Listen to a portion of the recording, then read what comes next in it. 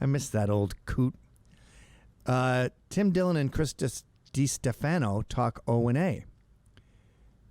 Oh, we were just talking about Chris yesterday with his TT. 150, right? Yeah. I've never every platform at once. See, this is guerrilla warfare now. They come on, the podcasters come on, they try to get you banned immediately. That's what we should all do. We should all just go on each other's shows and try to get banned, like try to get their show banned. Like I should just go on Taste Buds with Sal and DeRosa. Yeah. Great show. And what I should do is when they're arguing about peanut butter and jelly, I should go, that's the only way we can win now is get each other kicked off. Honestly, it's I would like to go back. I was telling Ben before he got here, like go back to like Opie and Anthony vibes. Yes. You know what I mean? Do things like that. Yes. Because I think that's what real comedy is. Yeah, we got to try to get each other banned. Yes. Got to try to get everybody banned. Yep. And we'll see. They can't fire us all. Milo's thing was always nothing will change until normies get banned, like Ben Shapiro and Steven Crowder. Yeah, I get that. But my attitude is I'm not changing. Get fired, get in trouble. Don't worry, I'm not ending the show. But like, I'm just going to keep being me. And that's why I want to make get fired maybe a little clear. I don't mean tell your boss to off. I mean more like in Office Space, like just keep being you. Now, obviously not. just some. Just every third one. No, it doesn't mean that you inject politics into everything. But if you're a Trump person and everyone is sitting there shitting on Trump, don't say, yeah, I agree, and then go feel like shit at home because you weren't true to yourself. Just be like, I'm not getting into it. You're probably not going to like my opinion. They go, wait, wait, you don't hate Trump? And go, no, I don't understand. Like, you can keep it interrogative, keep it light. Just don't betray yourself. That's what I always say. And then there's another angle to it, too, where I hear people quitting because they say, like, oh, they're working me 12 hours a day or something.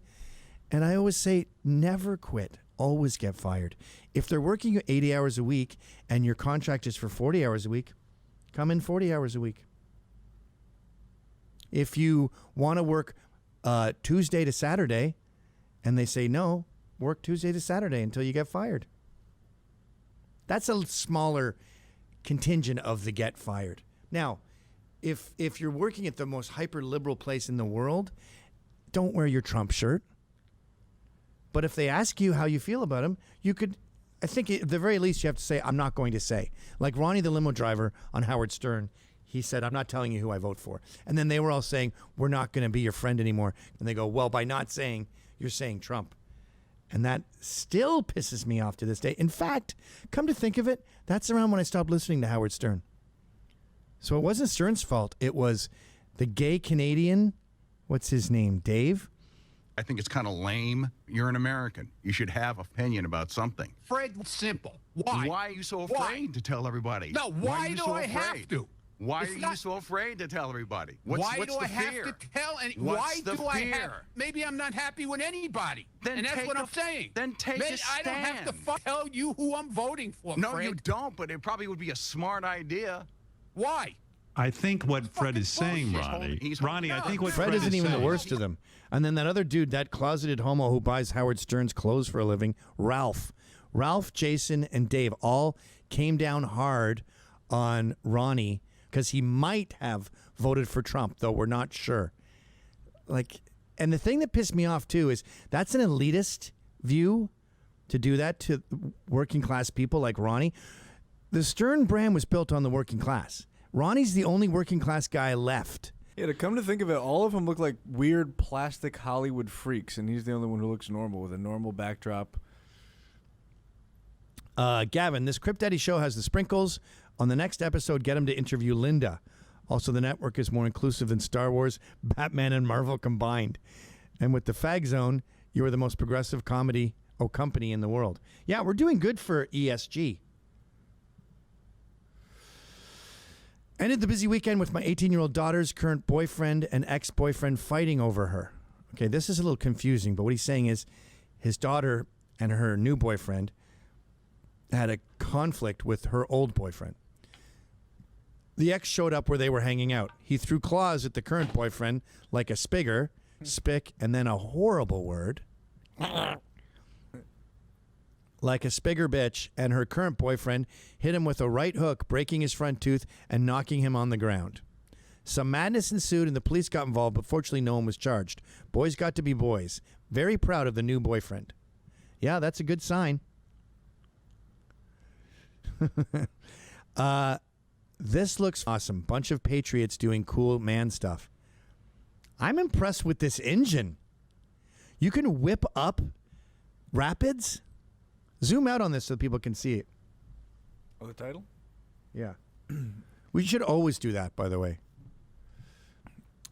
You can go up Whitewater Rapids? Cletus McFarland, jet boats up White Rapids. That's a hell of a jet, buddy. That's a hell of a jet. What happens when you turn around? You go 1,000,000 miles an hour? Dear Haggis and Faggus, saw your segment on antidepressants. Want to share my take, given both my experience with depression and my degrees in psychology social work. First off, psychiatric medication is more connected with psychiatry, which requires an MD to practice, hence the entrenchment with pharmaceutical companies. Psychologists cannot prescribe medication, except in New Mexico. But they offer therapy and may be fairly well read on what these medications do. As with most healthcare situations, there's often a team of professionals, psychologists, psychiatrists, social worker, who collaborate to create a treatment plan. There is some overlap. For instance, a psychiatrist might provide a small amount of therapy time, but doctors and nurses can sometimes be a prisoner to the linear thinking they inherited from their schooling. Blah, blah, blah. Mental health's very nonlinear. We don't understand how the mind works. I've dealt with depression in my life. I think it's only partly caused by a chemical imbalance. When negative things happen in your life, that might cause serotonin levels to decrease.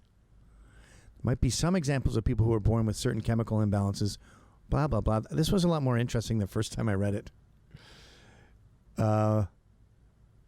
Look at how hormone therapy for gender dysphoria has led to people committing suicide less than a decade later. If I had to choose, I prefer to deal solely with the underlying issues of a mental health condition than deal with the additional, irreversible psychological problems.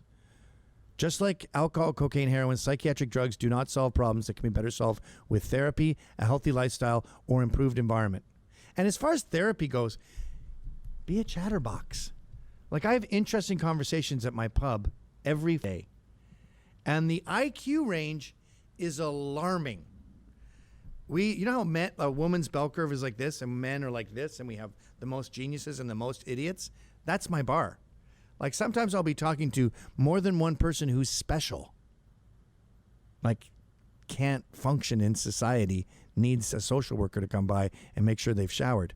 And then other times I'll be talking to executives, guys in finance, very successful businessmen, all at the same place.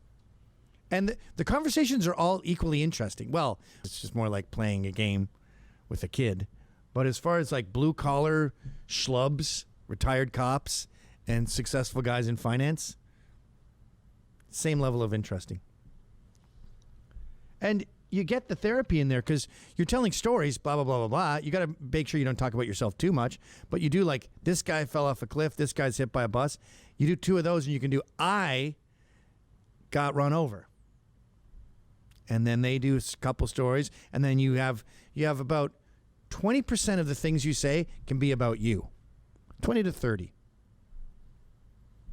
That's therapy.